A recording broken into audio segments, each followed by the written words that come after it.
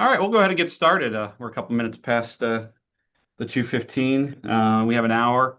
A lot of opportunities, hopefully, for some discussion and some big picture conversations about some of the things I think we take for granted occasionally and don't necessarily um, put the focus in because we assume it's not somebody else doing it, but somebody else is thinking about it. So the idea today is really to think about how we make the student learning outcomes observable and actionable. My name is Will Miller. I'm AVP for Continuous Improvement at Embry-Riddle Aeronautical University. Just very high level, quick description of our institution. We specialize in aeronautics and aviation and all things related to that. So, flight, business of flight, human factors, all sorts of different pieces that kind of come together. We have about 35,000 total students, and that's spread across our main campus, which is in Daytona Beach, Florida, campus in Prescott, Arizona. And then we have what we call our worldwide campus. And our worldwide campus is a combination of uh, asynchronous online and then in-person learning spread across 114 sites. So we're in 28 states, 10 countries. We have, I forget at this point, 7 sites in California, where I know a lot of you are. So we kind of spread ourselves all over, and that brings all sorts of learning challenges and learning issues. But it's also why, with our institutional context, we care so much about student learning outcomes being observable and actionable because they really are showing competencies. Um, I'm guessing most of you, if it comes down to no different than medicine or other areas, do you want a pilot who knows how to describe what the airplane should do or someone who's actually flown the airplane? And the book knowledge is great, but from a competency perspective, I'll take the people who are actually trying that. And thankfully, we have licensure that says that you have to fly the airplane before they let you in the cockpit. But still, the point stands nonetheless, I think. And as we go through today, feel free. I'll have a couple of parts where I'll ask for some ideas and some questions. But feel free if you have questions, thoughts, put them in the chat, raise your hand, cut me off. I'm good to talk as we go through this. It doesn't need to be me spending an hour talking at anybody here. So, when it comes to the higher ed assessment space, I still feel like no matter what efforts are undertaken and how well campuses are building culture around this and everything that goes with it, it still just feels tough. I mean, we have faculty that are doing their best. We have staff that are putting time and effort into assessment. Um, but it still feels like a lot of the times, are we really making the impact we want on student learning? And really, one of the things I really want to leave everybody with today is the idea that it's not motivation. We can talk about faculty being committed or not committed. We can talk about whether institutions want to do this work or don't want to do this work. We can talk about whether we resource things. But at the end of the day, it's design. The way we've structured what we do with assessment so often comes back to looking at proving learning rather than looking at ways to actually improve on the learning side. There's no doubt our accreditors push us in this direction. Other compliance agents, the states push us in this direction. ROI frameworks can push us in this direction. But ultimately, we've built these compliance systems when in reality, we need something that's more like an observational system where we can see what's going on and see what's going on around us. And the idea is, we've created checklists when in reality, we need cockpits. Tie it back to the aviation thing. You get in the cockpit of an airplane at 30,000 feet, you can see a lot of what's going on around you, especially in nice weather, as opposed to just working through the checklist mentality, which, it's hard to get excited about a checklist. My background's in political science. My scholarly work's in bureaucracy, and I sit there some days and I'm like, if work I'm doing in assessments about the most bureaucratic thing I've ever asked somebody to do, and how do we get beyond that and improve that internally as well as with what we're saying to others. So if we think about it from a paradox perspective, and again, this is just my own estimation of where my effort goes. Lots of time with people that are writing reports, way less time reading reports, way less time on actual data change decisions. And I think from a faculty angle, this is one of the biggest pieces. I fill these out, they go somewhere. I don't know where they go. I don't know if somebody read them. I don't know if it actually changed something. I don't know if the faculty are actually trying to show change or if they're just writing what they have to write so that I won't call and bother them for another semester or another year, and where that belief is. And the disconnect here isn't about failure. It's just naturally what happens when we design something for compliance rather than learning visibility. If we are designing an assessment system to check the box for someone from a different group or organization asking us to do it, of course, people are going to respond differently and respond in a way that make this, a little tougher to ultimately buy into. And again, we don't need to do a show of hands. We don't necessarily need to have people talk about it. But at the end of the day, if I think about the amount of reports that come into my office versus how many of them I'm able to read line by line the way I might want to, there is a disconnect there from time to time. And that's an unfortunate reality of the expectation piece. And we'll talk about working with faculty on, writing outcomes that show that this matters, and then also being able to measure those in a meaningful way, in an impactful way, because all of that's ultimately going to be essential to what we're doing. And if anybody, and I will ask this one as a question, has anybody seen the new form from AACSB that they put out this week as we think about external accreditors and changing this? I'm actually going to pull it up and show it on my screen, just because I think it's an example of where we're going to see the compliance piece. I'm just trying to find my chat so I can actually pull it up and show it to you. I should have had this pre-pulled. Where have we buried it? And if I don't find it, I'll find it in a minute and send it out later. But AACSB and their annual reporting forms and their assessment reporting forms have now actually added a checkbox for faculty to say whether it shows that things have improved or not, which is, a pretty unique change and challenge. And I can't pull it up right now, but I'll find it before we're off of this call. But the idea being you have to sit there and talk about your assessment pieces, but then they're actually calling out, did you make a change based on this, yes or no? And now the assumption is if you're checking no for a lot of those boxes, does that mean you're going to be viewed as being non-compliant? Are we going to have faculty just trying to check the box to drive home some larger point? All of those things become, potentially, again, ways to make this a bureaucratic exercise. And I think this is important because even as, in the assessment field, and as somebody who's still active as faculty, I think it's really easy for us to turn and say, this is a faculty issue. This is a faculty problem. And I feel a lot of us do that. I spend a lot of time at conferences and events, and I'm not saying that there isn't work to be done with engaging faculty to move this forward, but the idea of us versus them between assessment professionals and faculty is surely not helping us advance this further and to make this, stronger work. So it's not about motivation. Faculty care about student success. They're committed to teaching excellence. They may not always show it, and it may not be true for every single faculty member, but at the end of the day, if I go talk to our, 1,000+ faculty and say, do you care about your students? The answer is going to be yes. In the most selfish way imaginable. I mean, personally, when I grade, A's are easier to grade than C's typically.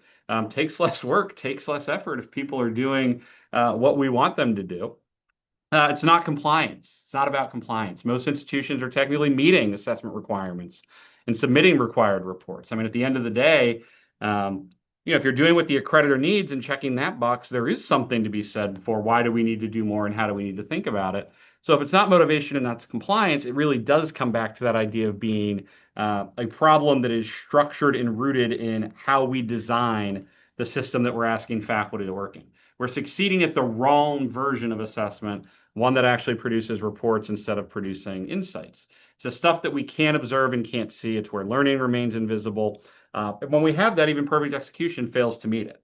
So, I'll use my own institution. We do strong work in this area. Our programs do strong work in the area, but we're still missing learning. Envision an intro course in physics, which everybody's doing physics with us, whether they want to be an engineer or pilot. They have to have some basic fundamental belief there. And let's say I'm teaching a class that has, new students, brand new no previous real high school experience. And let's say for a particular program learning outcome that I'm assessing through this course, we've set a benchmark of 75% of students will meet or exceed something related to this. But let's say if we had the ability to see it, that we'd know that the students coming in maybe start at, a 20% attainment level. Like that's where we're at.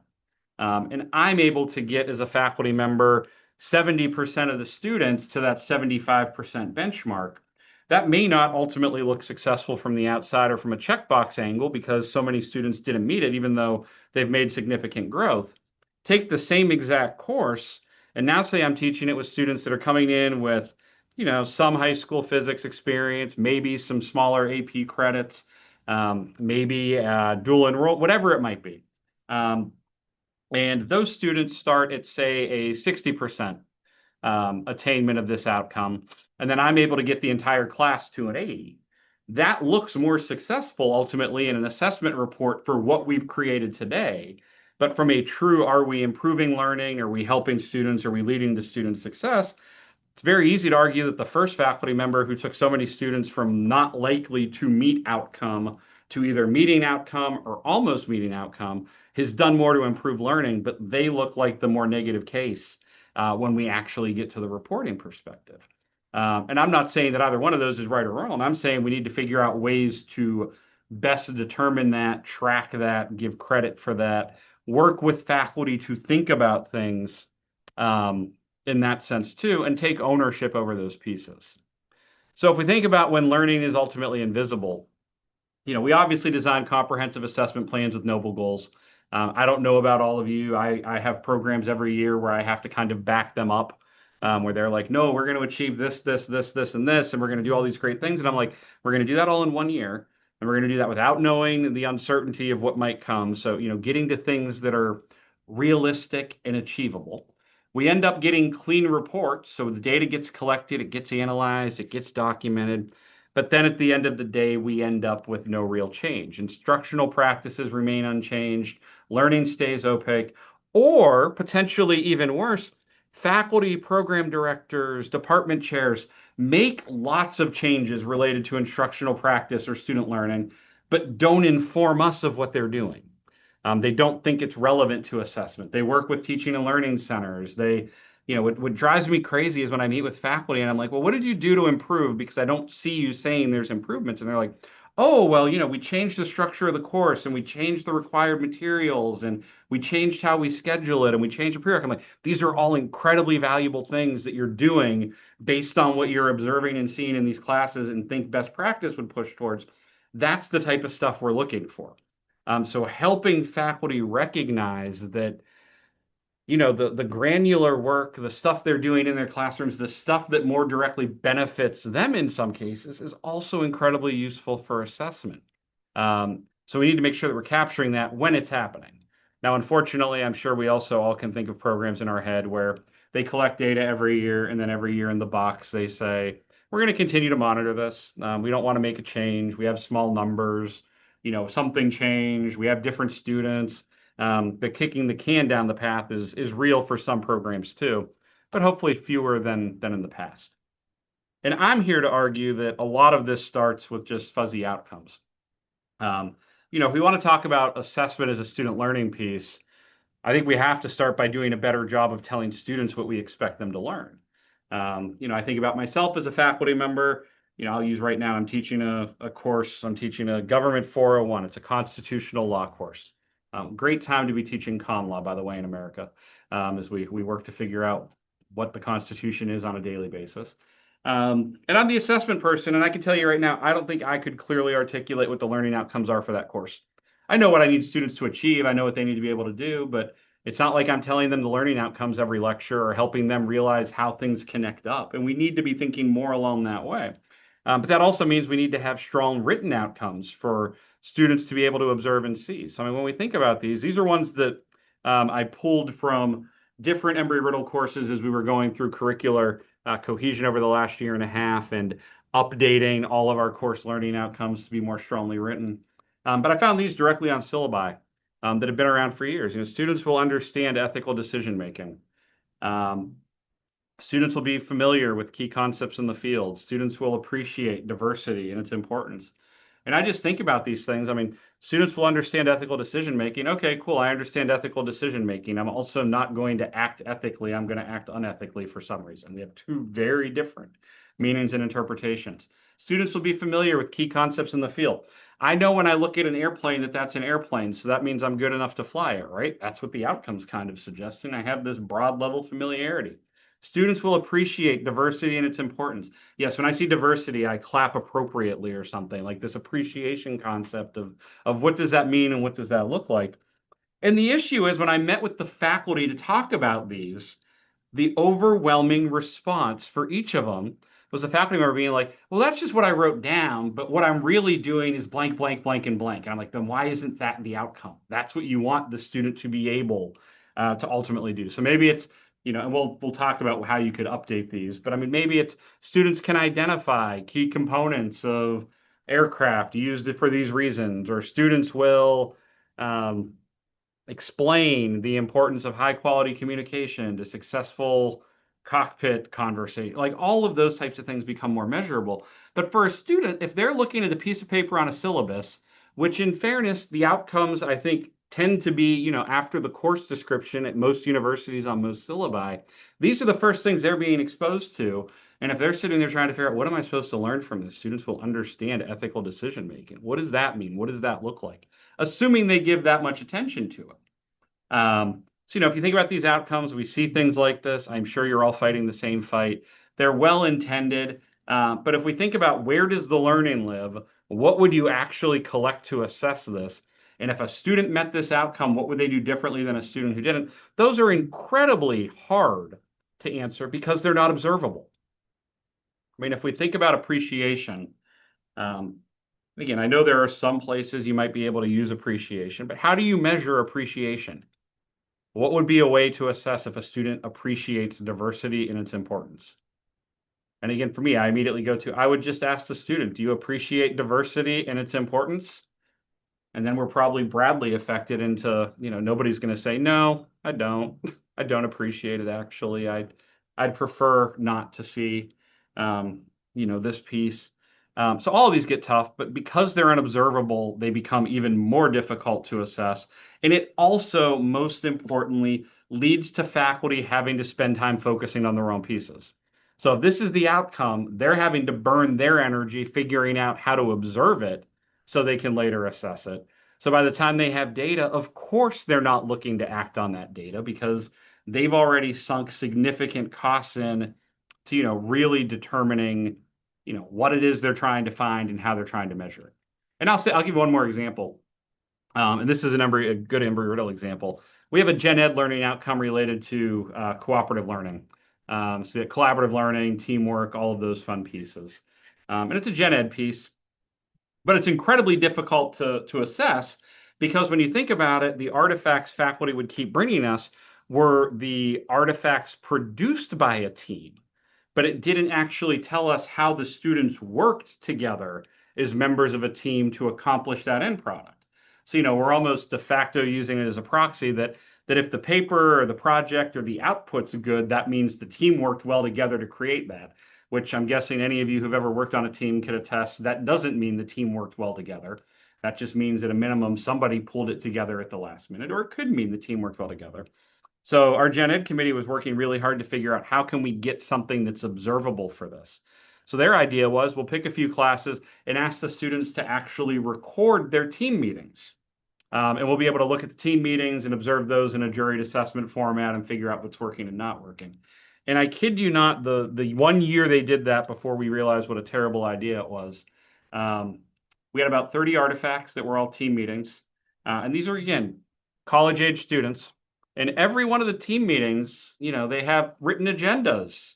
And they're wearing ties and dress shirts and dresses and acting like it's this super formal meeting. And I'm watching it and I'm like, this is like theater at its finest. They're showing us what they think we want a team meeting in good collaborative learning to look like. But we also know that if it's just a regular group project, the students are not getting together with printed agendas to walk through a 45-minute scripted meeting. So we had to figure out ways to better measure that, which we still haven't found a perfect answer to, but we recognize quickly the artifact as the end result of teamwork is not the best measure. And then even more importantly, in some cases, watching them try to show us how the team meetings are going in their eyes are not the way to go. So it opens all kinds of doors. So it leads to this idea of an observability test. And I think it's an important one to remember. If I can't see it, can I assess it? And I think this is an important question. If we can't see it, can we assess it? This is the fundamental challenge we have, because we can't measure it. And if we can't measure, if we can't observe it, we can't measure it. If we can't measure it, we can't systematically improve it, because we have nothing to point back to, which makes it tough. So we think about this, assessment doesn't collapse because we don't want it to do well, because we don't have good rubrics, because we don't have formalized mechanisms to collect this. It collapses when outcomes are abstract, when we're too aspirational, when we're not thinking about being externally demonstrated. And it's no difference with the idea that, you don't crash an airplane because you don't have the checklist. You crash because you lose visibility on how you're going to do it. So we have to think about how we reframe student learning outcomes as observable performance. And again, there are fields where this is easier than others. Um, in my background, obviously what I do at Embry-Riddle, it's pretty easy to get to observable performance because it involves doing something in most cases. When I've worked at fine arts schools, very difficult to assess in a lot of cases, but similar.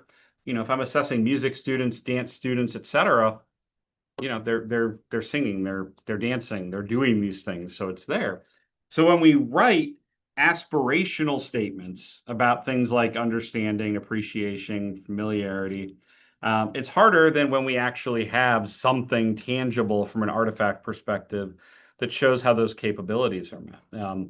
And I think we start thinking about, what I would consider more higher level assessment problems, and we lose the base of this where if there's not something we can look at and assess, it's going to be really hard to figure out how we're going to improve on said thing that we are looking to ultimately track. So we need to go from aspirations to claims. We need to go from proving learning to improving learning. And we ultimately need to recognize that SLOs are not supposed to be value statements. It's not supposed to be about what we hope they'll gain. It's supposed to be about what they'll be able to demonstrably do. They should be able to do it at the end.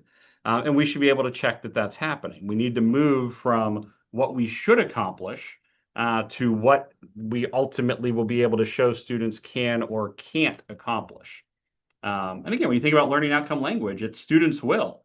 It's not we hope students will be able to, typically for the front framework of this. We want to be able to see what they're going to be able to accomplish.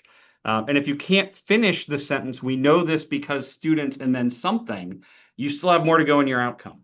And I think it's an important part here is figuring out, what do you want students to do? What do faculty want students to do?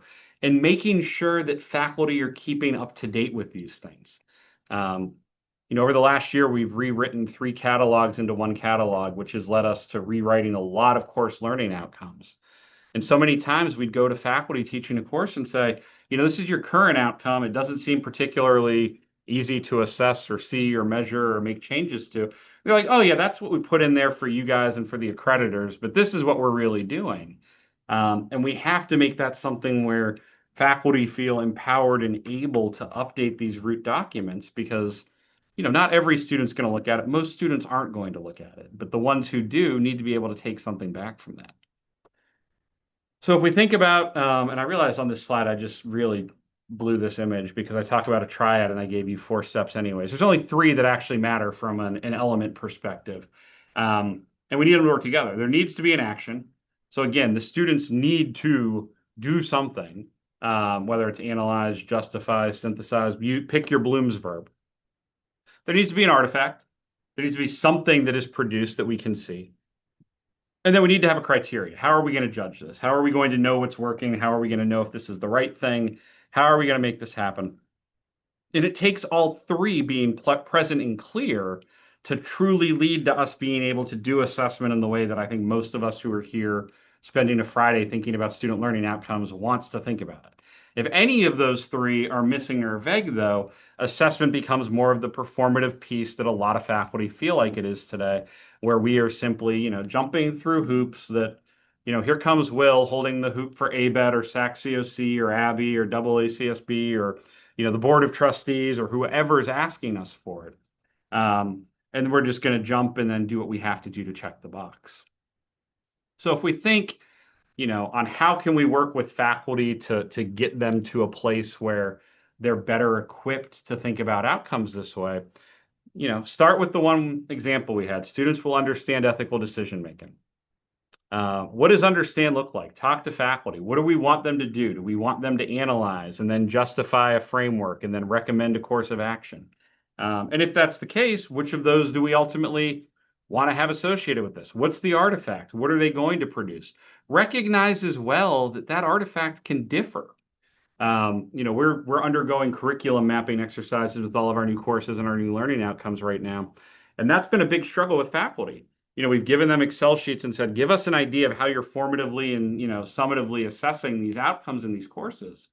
And faculty thought that that meant they all had to agree on one uniform artifact. When in reality, we're like, no, if you have 7 people teaching the course and they have 7 different ideas on how best to assess this and to gather student information, they can use that. We're obviously going to want to track and think about, do we see some that are more successful than others over time? But in the grand scheme of things, that's a completely appropriate piece. Or if you choose to have one standard kind of signature assignment, that's okay too. And then how are we going to define those criteria? And this gets faculty ultimately into, the right mindset. Now, the hard part with this approach is we also have to make sure we explain to faculty here how course grades and assessment are going to be somewhat different, or assignment grades even potentially. Use this example if it's, about analyzing ethical dilemmas, justifying decisions using frameworks, recommending a course of action. And they're doing that on a case analysis memo addressing a professional ethics scenario. And you're going to judge it based on applying the relevant ethical framework, the quality of that justification, and the consideration of stakeholders. That's all fine. And if you're using a rubric that has these 3 things, that rubric score probably works for assessment. If that rubric score also includes 3 rows for points that are not directly related back to what you want out of the outcome, then we have to talk about what's actually appropriate there. And that's where we get into, obviously, the long-standing grade assessment debate, battle, war, whatever we call it at this point, the one that keeps going and going. But it's about making it observable. So again, we're not going to work in groups. We don't, not enough people, not enough time. But it's an important point as we think about these. We'll put the fuzzy outcomes back up and think about how we could rewrite them and think about what we would ultimately collect. And again, I think we have to be willing to push. I don't know about you. My biggest frustration with assessment at my own institution is faculty have set metrics and they have set, what they want students to be able to accomplish and benchmarks. But so many of our benchmarks are things like 75% of students will meet or exceed. And when I go and ask faculty, where did 75% come from? You get all sorts of answers. And it's never, we've done a calculated analysis and realized 75% is the number we need to see who's really going to make it or not make it. It's normally, well, that's a C and we're looking for a C. Or it's an 80 felt too hard and the 70 felt too easy. And we see those types of conversations happen as well. But, if we think about these outcomes, and again, we don't need to break into groups to do this, but I am curious for anyone who wants to volunteer on any of them. Students will understand ethical decision making. Students will demonstrate critical thinking skills. Students will appreciate the importance of diversity. What are the things that you could collect or would collect? And that makes the difficulty. Like for students will understand ethical decision making in professional context, what could we get artifact wise today to satisfy that as written? Or could you envision getting? You can feel free to put it in the chat, or if everybody stays silent, I'll eventually just answer. I don't like awkward silence, so I'm not one who sits forever with it. So, well, I'm sorry. So your question is how to translate, sort of, right? Sure, yeah, but like if you're, yeah, so Yark, the question would really be like, say you're a faculty member sitting there today with students will understand ethical decision making in professional context. That's From right. us as assessment professionals, what could be collected that would actually get Yeah, at that directly as stated? that's the question, right? So it's not necessarily the SLO statement itself as much as the evidence that attests to the fact that they actually do that. See, that's exactly right. Oh yeah, Stephen has a good idea. Yeah, go ahead, Stephen. Oh, I guess I'm gonna speak. How about we present them with a professional context that has an ethical concern and ask them how they might respond? Now, I don't teach a class that asks them to do that kind of thing, but that's kind of what I would imagine would happen. Yeah. You know, you can give them some sort of situation, see if they are able to apply different ethical theories or whatever it is you're trying to do. I like everything you just said, Stephen, and I especially like your last part because you brought it back to applying ethical theories, which is really at the heart of what you even typed in. Present them with a professional context that has an ethical concern.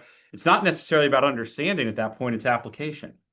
Um, does that make sense to folks? I mean, I think it's a big difference, and it's where the outcome statements do matter to what you were saying, Yarg. Um, that if faculty aren't thinking about it that way and we're being I, I will say lazy on this because I feel like we're all a little lazy sometimes on outcomes where it's sort of oh, that outcome's written well. Like this outcome's good enough because we really know that it's about applying ethical decision making, but understands, already there, so we're not going to fix it. But those are the questions again. Students will appreciate the importance of diversity in organizational settings. We could approach much the same way. We could put them in a professional context in a case and ask them to respond in some way, shape, or form. But at that point, again, it's not appreciating the importance, it's doing something else. And we need to make sure that our SLOs are accurately reflecting what we actually want students to do versus being these more nebulous, fuzzy, difficult to measure, difficult to observe, difficult to assess statements. That, while they're convenient because they leave lots of wiggle room, we can never really get it, manage a meaningful improvement. Because, Stephen, what you suggested there's I like present them with professional context. But what happens when a faculty member sees this and it seems completely appropriate that I'm going to assess it by just asking students, do you think you understand ethical decision making in professional context? Yes or no? Which I think we would all argue is a terrible measure if it is the only measure. Um, but that would actually get at this outcome. It just might not be meaning or be anything that we can ultimately work to improve. Yeah, in combination for sure. I do agree with that, Stephen. Like I'm a huge advocate for direct and indirect, giving them the case and having them apply and then asking them if they feel like they're capable of doing that in the future. I think that gets us the best type of data possible. But by itself, it leads to all sorts of potential misunderstandings. So we already talked about this a little bit, but if you ever, and I'll send the slides out afterwards so folks have it and get them up in the Zoom event room. But it's definitely one where if you're doing this with faculty, which is where I tend to have this same conversation, these are what we walk through with them. There's that outcome. What are you going to collect? What are students going to give you? What decision would this support? Like, what would you feel comfortable changing based on how you measure this last outcome that's difficult to measure? And most of the time, faculty say, "Well, I wouldn't feel comfortable changing anything based on just that," which is a good place to be. That they're recognizing that. So an important one to think about. So from outcomes to evidence, assessment doesn't start when we measure, obviously, it's with how we design this. And that's why I'm such a proponent on the learning outcome piece, and it's why I like all the work, Yark, you do at this conference every year, is because if you have bad building blocks, you're going to have a bad house. If you start with bad materials, it's going to be tough. If you have bad learning outcomes, it makes it almost impossible to do good assessment because that design needs to be upstream and feeding all of this. So, we shouldn't be retrofitting it back. We should be designing assignments that generate what we need to evaluate learning outcomes. And what's funny for us at Embry-Riddle is we have areas of our campuses where we're not good at this, and we have an area where we're great. The residential campuses are tough here because we have multiple faculty teaching multiple courses, and they all do it sort of their own way. In our worldwide division, we actually use canned courses. So we build course shells, and all faculty are using the same shell. And we have intentionality around this, and we have instructional designers who are meeting with faculty to go down to the, what is the assignment and what outcome does this assignment tie to, and how will this assignment and this outcome be used for assessment purposes. So that's being levied from an earlier point, which gives you some more impact, but that's hard to pull off anywhere or pull off everywhere. So important to note that context will matter here. So what kind of evidence actually works? Obviously, performances. And when we say performance, we're not just talking, when I hear performance, I think, dancing and singing and everything. But, it's more than just that. It's presentations, it's simulations, it's lab techniques, it's clinical skills, it's oral defenses. And oral defenses are obviously, on the uptick in conversation just because AI is uh, not as good at blocking oral defenses. It's harder to use AI if you're in person sitting with a faculty member talking about what you know and don't know. I'm not advocating that that's the way to go. Products, papers, portfolios, memos, lit reviews, strat plans, whatever they might be, and then demonstrations. And again, here you're getting into the clinical side, you're getting into field work, you're getting into evals from internships. You're looking at applied case studies like Stephen mentioned in the chat and articulated for us. These things get us to that evidence perspective. And I would argue coming from the social science humanities side, there's not a course I've taught where we can't get to a performance, a product, or a demonstration as the actual artifact. It might take more thought in some cases than others, but it is doable, and faculty just sometimes need help doing that. But it comes back to the busy work warning. And this was my first foray into assessment, to be honest. Students can be busy, courses can have extensive requirements, but you might not get as much observable learning evidence because coverage is different than competence, completion is not capability. And I fell victim to this busy work warning my first semester teaching. I knew nothing about assessment. I didn't know how to teach really. I knew how to talk about American government. And a CTLE workshop at the end of my first semester teaching at Southeast Missouri State University. They told us to bring in all of our assignments from the semester. So I brought in like 2 exams, a paper, like 3 or 4 things. And during this workshop, they gave us 30 minutes to go through every point students could earn on those assignments and to tie them back to the course learning outcomes. They were like, so you have these 5 course learning outcomes, you have all these things you've done. Tell us what students did to match to each outcome. And it was absolutely eye-opening for me when I went through and did that and found, first of all, that I had not done a single thing that students actually submitted that I could measure related to 2 of the course learning outcomes. And even more importantly, when I looked at my final exam, which had like 40 questions on it, there were 18 questions that didn't tie to a course learning outcome. Half of the final exam grade didn't tie to the course learning outcomes directly. They were, relevant to the topic and the material, but not to what we were telling students we wanted them to be able to do as a result. And that was eye-opening. And I think for a lot of our faculty and a lot of adjuncts especially, that's a good eye-opener to be like, what's busy work or what are you assigning because you think it makes sense versus what do students actually need to show you? And how much of it do they need to show you? If you think about online courses, I don't know how many folks are at, asynchronous or synchronous online campuses. Obviously we have clock hour pieces to think about and seat hours. And it feels like a lot of times in online course design, we just create multiple amounts of work. So, I've adjuncted at places where they create, discussion boards, but students will have 2 discussions going in the same week because we want to feel like they're busy. But the end result of what students should be able to do based on those discussions is largely the same skill. We're just doubling up the work so we feel like they're busy, even if it's not actually contributing to positive learning experiences.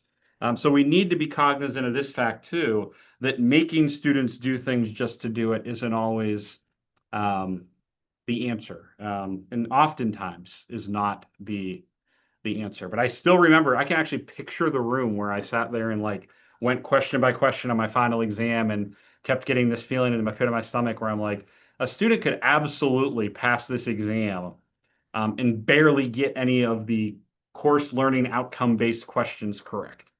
If they got everything that wasn't learning outcome based right and then got like, a 20% on the rest, they're going to pass. And I don't know if that's good as we think about, the indirect question of that student feels like they've done a good job now and they're moving to the next class where maybe they needed something else. So I think it's important to think about evidence quality audits. So we think about programs, think about their high enrollment courses, the ones where you're going to assess the most students, and ask yourself, which course produces the worst evidence for decision making? So maybe you get the completion data and we know what they're doing, but it doesn't help us do more. Which assignments generate the most work, but the least learning visibility? So where are you telling students to invest their time, even though you're not sure it brings in the learning piece you might want? And where do assessment results tell you there's nothing actionable? So which outcomes produce numbers without narrative or context? If I'm thinking about a program on my campus now that I won't name since this is being recorded. But in that program, they have a 400 level course that they use for a lot of their assessment purposes. And students put a ton of time into this particular assignment. And I can tell you that from an evidence perspective, we get very little out of it that we can actually make changes based on the results in the future for, which causes problems. The accreditors aren't happy. ABET doesn't like that. We don't like that. Most importantly, students don't like it. They don't even necessarily realize the lack of pedagogical value in the assignment. They just know it takes a lot of time and students tend not to do great on it. So getting faculty to think about these things is key. And again, emphasizing this is not a faculty problem. One of the reasons why if faculty look at this, they might not give answers that are glowing and happy. I think the big part here is recognizing we have to give faculty time to actually think about these things too. If this is just an add-on or an extra question, that's a lot tougher versus we want to give you resources, whether those resources are time, assistance. I don't even like getting into the money side, knowing where budgets are, but there's got to be some way that we can help faculty gain something from this and actually take the time to think through this. So the rubric side, and I'll tell you, I'm not coming to you as a forever rubric lover. I've become a bigger rubric lover for a lot of reasons. But I will say that I think rubrics have earned a terrible reputation in higher ed. Rubrics get looked at as a way to, make things easier on faculty, to make it quicker to grade, to make sure it's apples to apples, or they become over-engineered documents. So, I've seen rubrics that are basically, here's 4 criteria. You have the numbers 1 to 5 with nothing else. I've seen rubrics where it's, here's 13 criteria and there's, 7 possible ranges, and every single box in all of those areas has, verbose text, and it's almost, above and beyond what we might want. And in all honesty, the reputation's often deserved, but the problem's not the rubrics. The problem's, again, misunderstanding why we're doing it. We use rubrics as grading tools, and they make sense there, but at their heart, they're really observation instruments. They're helping us figure out, are we seeing what we expect or need to see to know that this student has demonstrated to us what they need to do based on our perceptions? And that's a very different component. So, if we think about good rubrics at their heart, they have explicit criteria. Implicit faculty expectations become shared and visible. They give us the opportunity for folks to see what they're looking to see. It should give us the opportunity, if you have a good rubric, if you have a good rubric and a good assignment, and again, not arguing that everybody should be doing juried assessment, but with very minimal norming, a good rubric on a good assignment, folks should be able to apply it roughly the same way pretty quickly. So, I see, Chris, I see you're here. Like, if you and I are both looking at, an artifact in Gen Ed, and there's a really good rubric and an assignment, I should be able to come pretty close to you on, assessing that assignment, even if it's not even in our disciplinary expertise areas. Like, that's part of this. And it should ultimately lend to usable patterns. So we should be able to take all of those observations, tie them together, roll them up, and be able to adjust as we need to based on that. So it's an additional component where, it should give us that comfort and flexibility. So again, as always, if I don't tie it back to an airplane, I feel like Embry-Riddle gets mad, so I'll tie it back to a plane. Rubrics don't fly the plane. This is the key part. The instruments in a cockpit don't control the aircraft, the people do. They tell you what's happening so you can make the adjustment. And again, it makes the point. Like, it doesn't make you a better pilot to know how high off the ground you are. The same way a rubric's not going to make you a better teacher, but if we consider one reckless, the other one probably should be too. Teaching without that observation instrument means you're really flying blind into this. And we need to be able to figure out how we can best accomplish that. And if you have a bad learning outcome, it's going to be hard to write a good rubric. So characteristics of effective rubrics, they're going to directly tie back to student learning outcomes. Criterion will connect to a specific outcome, not just something generic. There will be descriptions on what students should do, not how much effort they expended. There would be shared language, and they should really be fewer criteria. If you're looking at rubrics that have, 14, 15, even 8 or 9 criteria, that's tough. It's also not helping you on the grading side anymore, because then you're entering information for 8 or 9 of these. It's harder to remain consistent. But if you focus on the 3 or 5 big things, that's useful in observing. It's also useful in helping students see what you really think is important. If you give me an 18-point rubric that all are worth the same amount of, points towards a grade, I'm going to assume everything's treated equally. Everything is the same in terms of importance. Everything's the same in terms of what we're looking at. And we know that in most cases, that's not the case. So how do we scale? this is easy on an individual course level. What I've talked about so far today is great from a course perspective.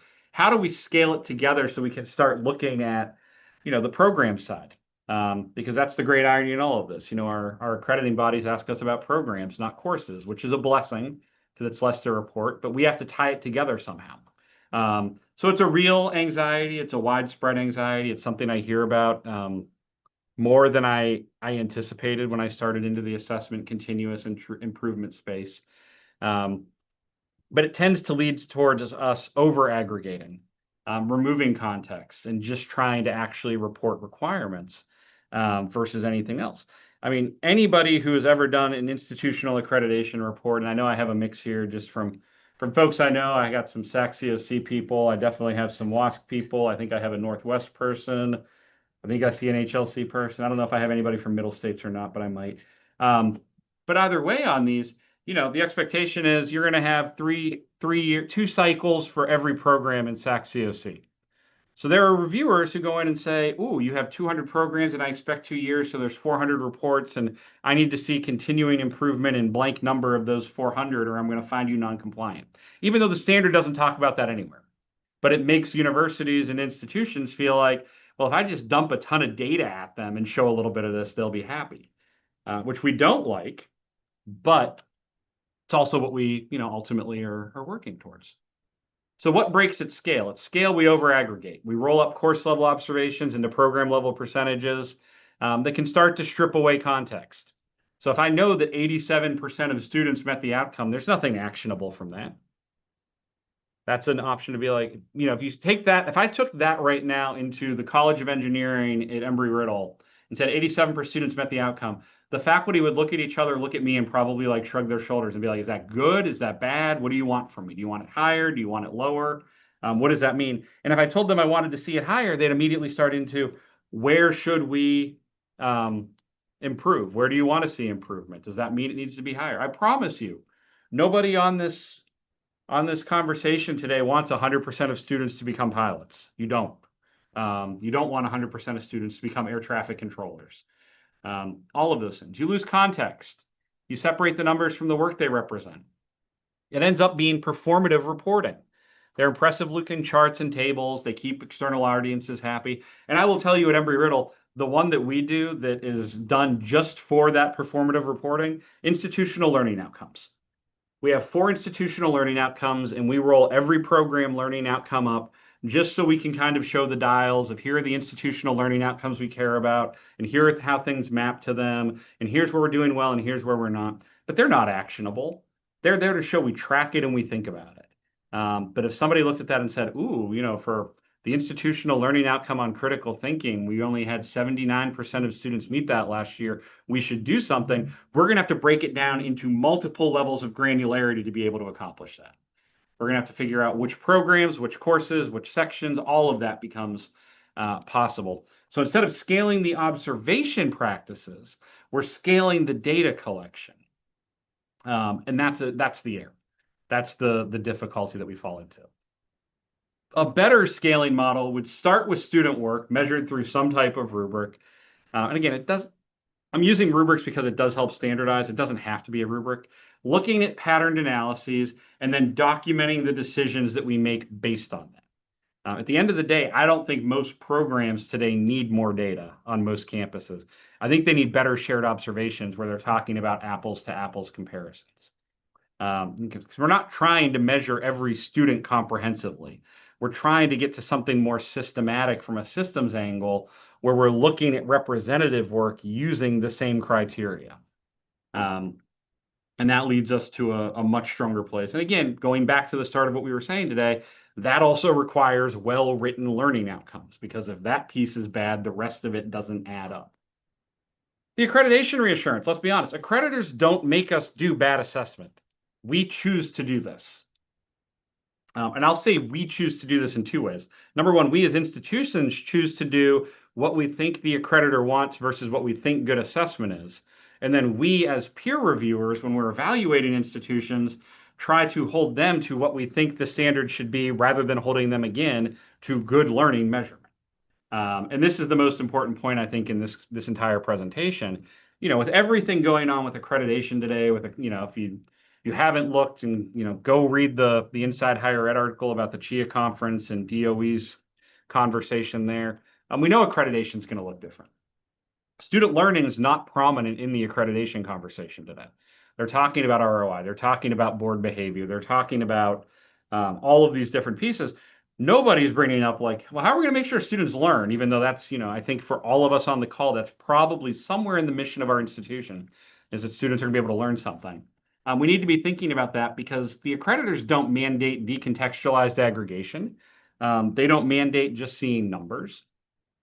The best accreditation reports I've reviewed in the SAC-COC region are the ones where they give me the stories program by program on here's what we measured, here's what we saw, here's what we changed, here's the impact it had or didn't have.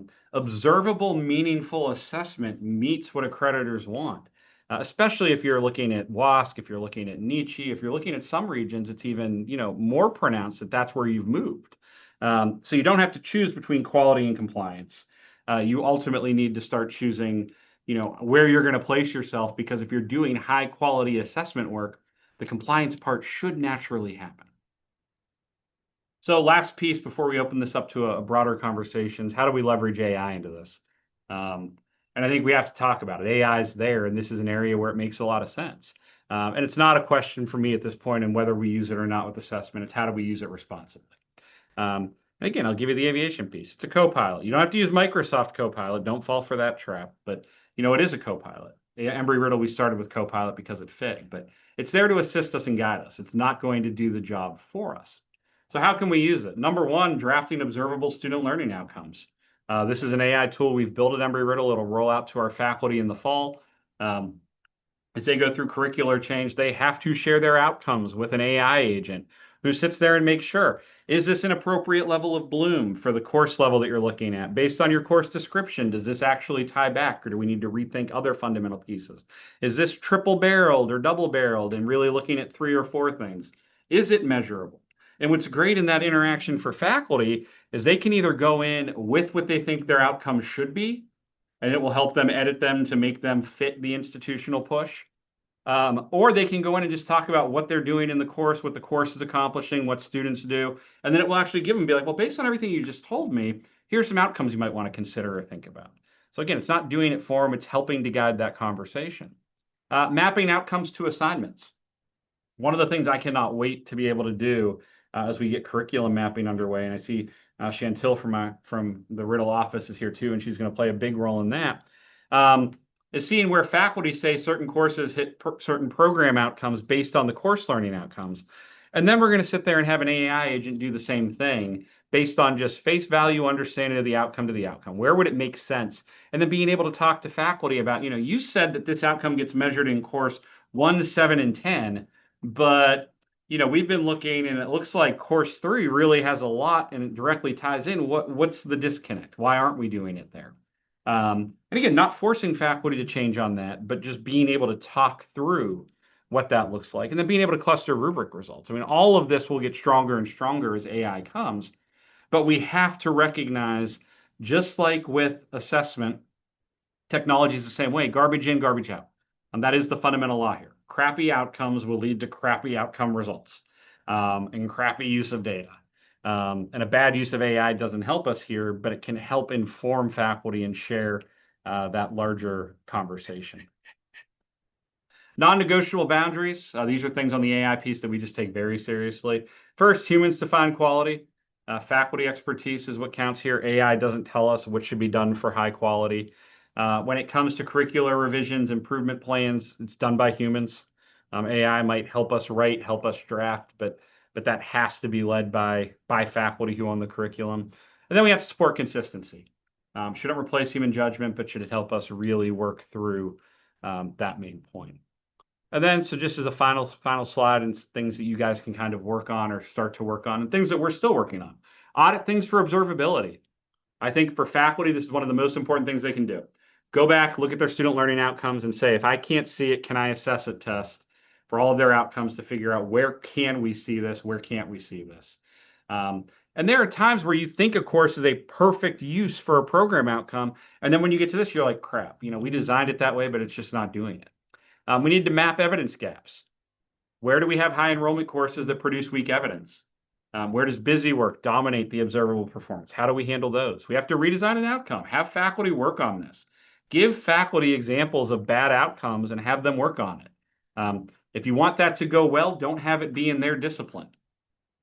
They will quickly tear apart other disciplines' bad outcomes, but their own they hold sacred and close. So give them something that they can just look at unbiasedly and work towards. And then work on building better instruments. And really, I mean, a lot of this is partnering with CTLEs and teaching and learning centers, helping them recognize that the goal of the rubric is not just a grading tool. It will be a grading shortcut. It will help as long as you do a good job of designing the structure and thinking about fewer criteria, stronger descriptors, shared language. And then ultimately, just remember, and I think this is where faculty kind of remind us sometimes, if assessment feels like paperwork, it's probably because we're asking it to do the wrong job. It's a great day to have this conversation. If you haven't been on the Assess listserv today, you should go look at it. Really great direct conversation from a woman at Otterbein talking about, faculty observations and what faculty want. And she puts it into really real terms. And she talks about even some of the gimmicks we use. She's like, I don't need lunch. I want coffee. I don't need this. I want that. I don't want to be talked to this. Like, that's super helpful for us to figure out, because when we know that, we can work with faculty to make learning observable and make sure that improvement's actually possible. So with that, I'm open for questions or thoughts or ideas. I just threw a lot at you. Yarrick had to go into another session, so he stopped feeding the chat with questions. So I see lots of folks. Jan, it's good to see you. Terrence, it's good to see you as always. I'm just looking through the list to see who else I need to make sure I say hi to. Chris, we already said hi, but hi.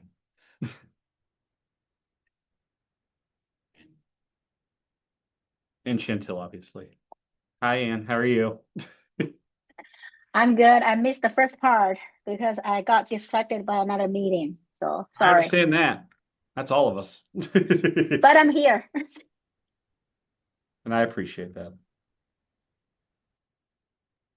All right. Well, if nobody has any questions, I'm only giving you a minute back, so it's not like I'm helping that much. But I'm always available. I'll put my email in the chat so everybody has it, and folks can reach out with any thoughts or questions. Enjoy the rest of the conference, everybody.